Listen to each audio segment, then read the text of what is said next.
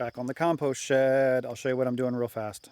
All right, so what's happening right now is this is a 4-foot area alongside of the door. So the door is going to start there and go to 4 feet in from right about here where my thumb is on this side. So it's going to be an 8-foot opening.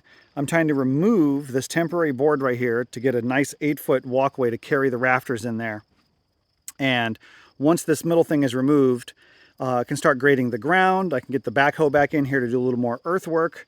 But really what I'm trying to do is get the door frame framed, and then get at least some diagonal bracing on the structure so it stiffens up relatively square so I can continue laying rafters.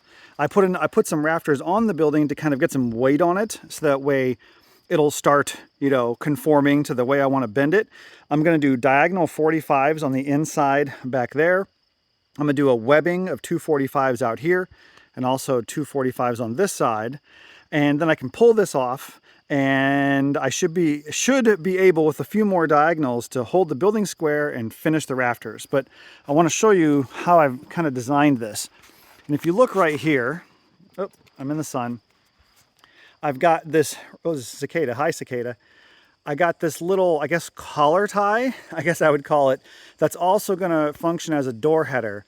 And now it's not going to carry a whole lot of weight because the rafters are going to bring the weight out here to the outer wall, which is going to get a bunch of diagonals to kind of stiffen it up. But this is how I designed it. The door header is keyed into the rafter, and I did it on that particular knot right there on purpose because that knot was weak. And so the 4x4 is supporting both the header above the door and the rafter. And I'm going to do the same thing the other side over here. And here's one of the rafters to be installed. It has the 23.75 degree angle cut on that, which goes right on top, which goes right up against that ridge board.